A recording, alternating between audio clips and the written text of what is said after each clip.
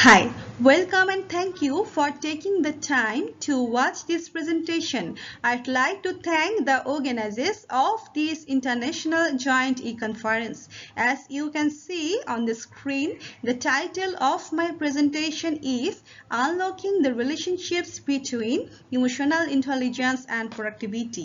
I am Mohona Biswas. At present, I am working as an assistant professor, Department of Management, RANGAMATI Science and Technology University, Bangladesh. The co-authors' names are Mohammad SAHIDUR Rahman. He is currently working as a professor, Department of Management, University of Chittagong. And the third co-author's name is AMRITA NANDY. She is currently working as a lecturer, Faculty of Business Administration, BGC Trust University, Bangladesh. First of all, I'd like to give you an overview of emotional intelligence, which is critical across all sectors and industries. Perhaps it is more dominant in various organizations where often the drama of human emotions are portrayed. If these emotions are managed carefully, can improve productivity of employees. Hence, various organizations are looking for ways to expand the productivity of their human resources with emotional intelligence. Globally, there are little empirical investigations that have demonstrated how emotional intelligence and its components impact on productivity. Surprisingly, no past research has uncovered such impact in the Bangladeshi working environment. Thus, this research gap has induced us to investigate the impact of emotional intelligence on productivity with regards to Bangladesh and to examine the influence. Current study model incorporates the 5 key parts of emotional intelligence. Salovey and Maya at first created the term emotional intelligence and defined it as a form of social intelligence that involves the ability to monitor one's own and others' feelings and emotions, to discriminate among them, and to use this information to guide one's thinking and action. In 1995, Goldman, an American psychologist, designed a framework of 5 elements of emotional intelligence. One of the first starting points is what is happening inside us. Self-awareness includes recognition of our own personality, strengths, and weakness.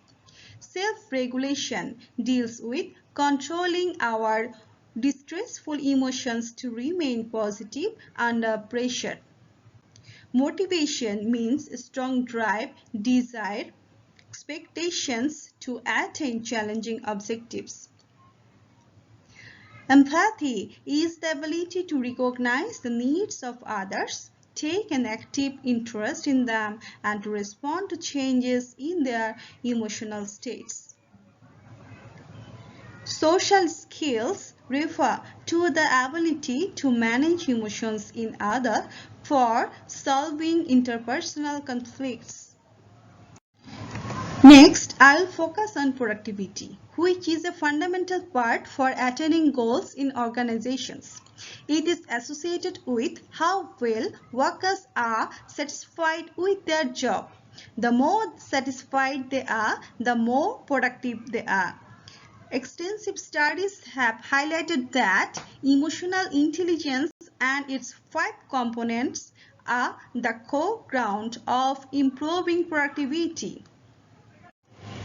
Therefore, it is hypothesized that emotional intelligence and its all factors would be found to have a significant and positive relationship with productivity.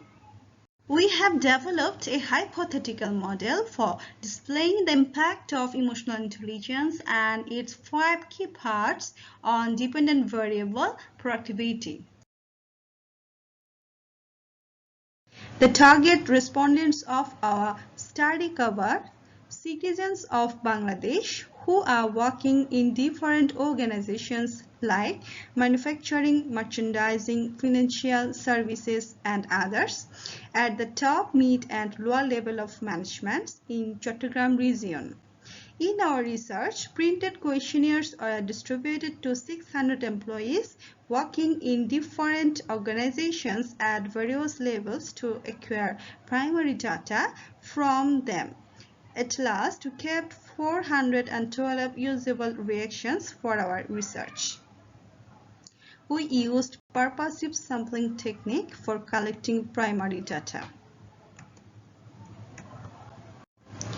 The emotional quotient index developed by Rahim et al. Was used with 40 items for evaluating the behavior of respondents. On the other hand, productivity was measured by 7-item questionnaire obtained from a scale developed by Rahim. From the Cronbach alpha values, we can see that these two instruments were highly reliable for data collection. From this table, you can see that the majority of the respondents are male. A large portion of these participants are between 31 to 40 years. There are 12% from top-level executives, 78% from mid-level executives, and 10% from lower-level executives. In this table, the correlation coefficient between emotional intelligence and productivity are presented. Quantitative findings of this research revealed that emotional intelligence and its all key components shared significant and positive correlation with productivity. As you can see here, the summary of the regression analysis revealed that 49% of variances in the productivity are explained by the all parts of emotional intelligence. And F values denotes that the model can significantly anticipate the dependent variable. So it's clear that emotional intelligence and its all elements could be vital factors for predicting productivity. However, t-test revealed that out of the 5 elements of emotional intelligence, self-awareness and motivation are not vital factors for predicting productivity. So it is prescribed that the upper management should arrange special training programs to cultivate their officials' self-awareness and motivation skills at the administrative levels. This in return may prompt higher productivity and organizational effectiveness. From this table, we can see that all hypotheses are accepted.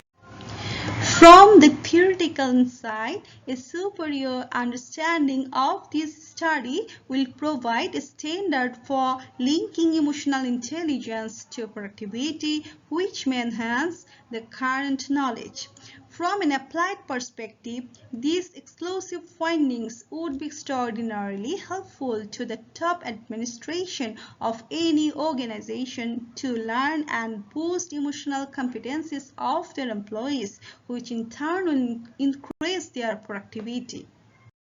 The limitation lies with the use of the purposive sampling technique rather than random sampling. Future research should consider a large number of sample size.